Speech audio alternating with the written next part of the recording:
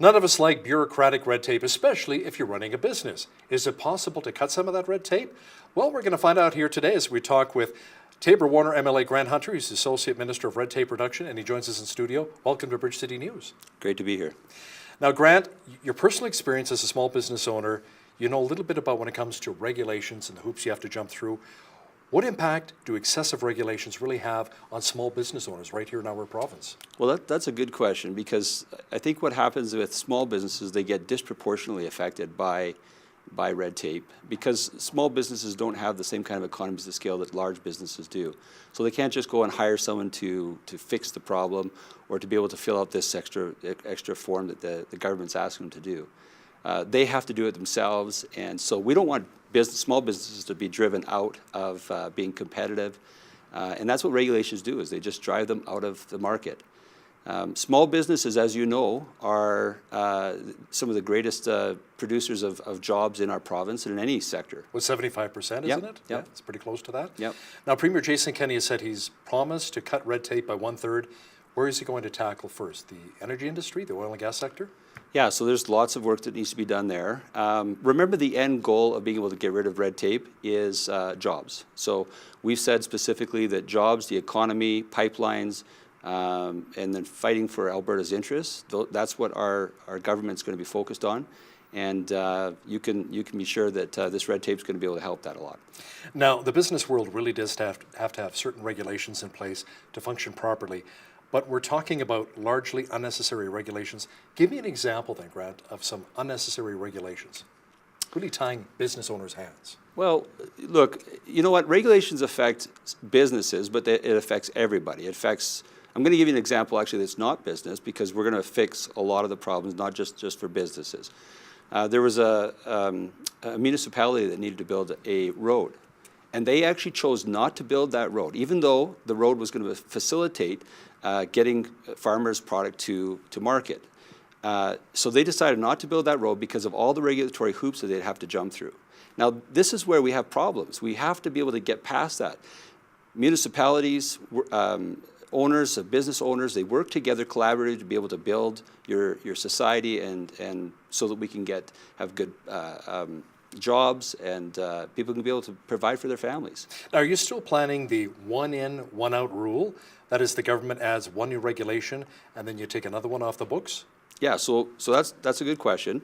So that's going to be stage 2. So once we actually get rid of 1/3 of the regulatory burden that are affecting our job creators, we're going to segue to that.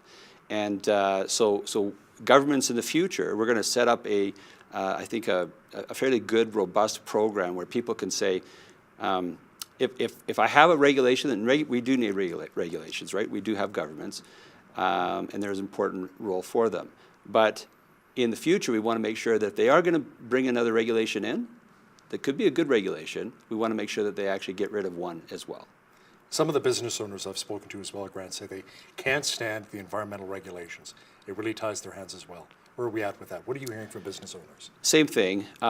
So you've got, there's a couple of big issues that face our business owners. Duty to consult is one of those things that is going to be a big, it's not a problem, but it's something that we have to be able to figure out. Saskatchewan's got a great model, by the way, of being able to work through the duty to consult issue. And then for everybody else, it seems to be environment and parks. We got a great environment and parks minister now, a good friend of mine, Jason Nixon, and he knows and understands where we need to be able to fix some of the problems in environment and parks so that these businesses can get back to work. So some legislation will be passed as well soon to really outline some of the regulatory approval timelines. Now, what are the current timelines, and what should they really be at? Well, it's different for lots of different issues. So I can't tell you exactly what is the timelines right now. But what I will say is this: when it takes 6 years or 8 years to be able to get a project like a SAGD project through, or an in situ project through, that's too long.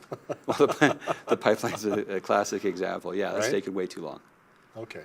How about the Trans Mountain Pipeline? I mean, that's more of a federal issue right now. When Jason Kenney was in Ottawa talking to Prime Minister Justin Trudeau, Bill C-69, we're very much against it. Bill C-48. What are your thoughts on some of these bills right now? He calls it the anti-pipeline bill, 69. Yeah, look, we don't think that it's going to help Alberta. We don't think it's going to help Canada. We're not sure why they're actually bringing these things forward, other than maybe some political reasons. So, Jason is a phenomenal advocate for Albertans, and he was doing that prior to being the premier. So you wait, he is going to be a fantastic advocate for us in our interests. Well, what's interesting too is I used to work on Parliament Hill as a national parliamentary reporter, and I remember interviewing Jason Kenney a few times. He's held a number of portfolios in the Harper cabinet, so he knows the game they play in Ottawa. He knows all about it, so they can't pull the wool over his eyes here, right? Being as the Alberta Premier going to Ottawa, so he knows about the rules, regulations, and the legislation. Sure, and he's well networked. He's well connected. He is a hard worker. You know, he's smart as a whip. You couldn't get a better advocate for Albertans. Now, the Canadian Federation of Independent Business rated the province on red tape, and they actually gave us an F, Saskatchewan an A. Why the big difference? And BC an A as well, just right. so you know. Yeah. Look, one of the problems is that I brought forward a private member's bill where we would just do a one-in, one-out red tape reduction. Talked to Minister Billis, who was the responsible NDP MLA at the time for that minister, and he said they're not interested. Coincidentally, a week later, they introduced a bill that added 100 pages of occupational health and safety legislation onto the backs of workers and employers. So this is why we're getting an F, because we didn't have a plan. Almost every jurisdiction throughout the world is trying to address this issue of regulatory burden. So red tape and regulatory burden are two different things. Red tape is just the redundancies of filling out this form, and it's the same thing as that form. Red tape reduction, it has to do with that, but it also has to do with reducing the regulatory burden. So the amount of regulations that you actually have to fill out. Was it really the NDP, the last government that was in, that created a lot of these regulatory burdens for business owners? Quite frankly, or were they in place prior to the NDP coming in? Quite frankly, we've had probably about 8 years where regulatory burden has been added on.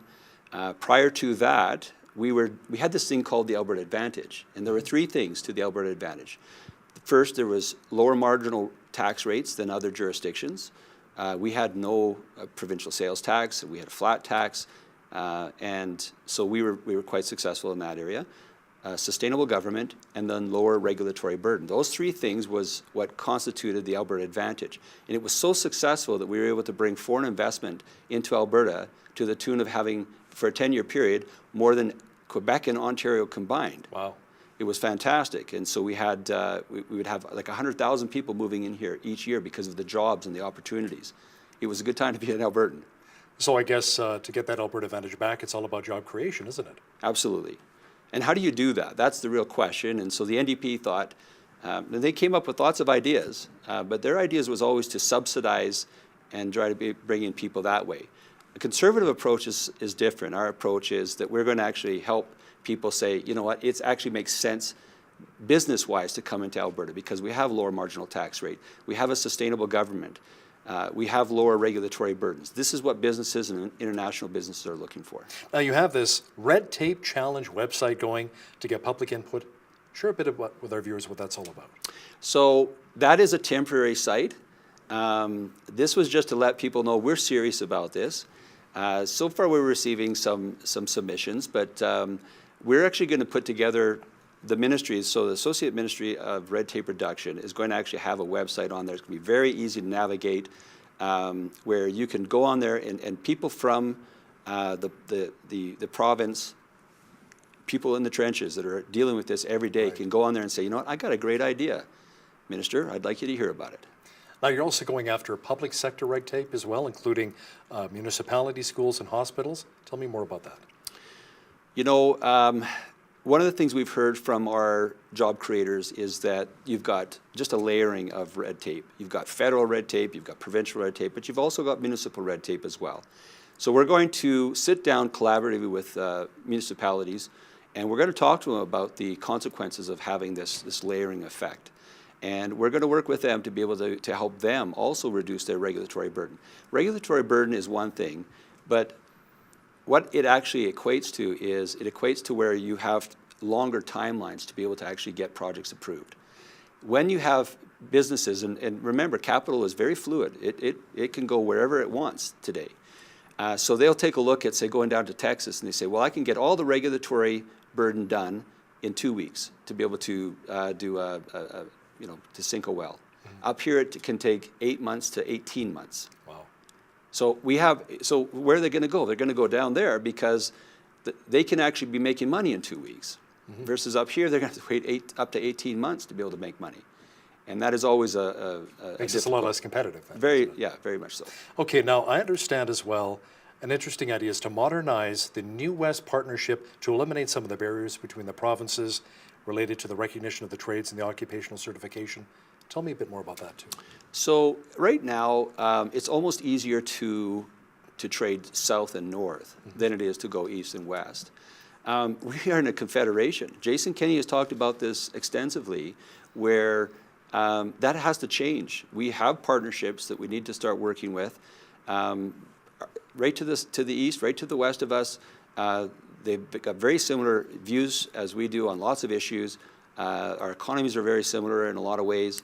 We should be able to work together. There shouldn't be those kinds of trade barriers that we're seeing right now. We're going to tackle that, and that's actually specifically in my purview. Associate Minister of Red Tape Reduction, you've got quite the job ahead of you. How long is this process going to take? Listen, it's an elephant, but how do you eat an elephant? One bite at a time. That's right. And you have another portfolio as well, something to do with finance? So I have been assigned as a board member of the Treasury Board. Oh, good. So how will that help? Well, the Treasury Board is an important board to be able to make decisions on where the money goes. That's right. That's wonderful. Grant Hunter, Tabor Warner, MLA, and Associate Minister of Red Tape Reduction, thanks a lot for joining us here in studio today. Great to be here. Thanks very much.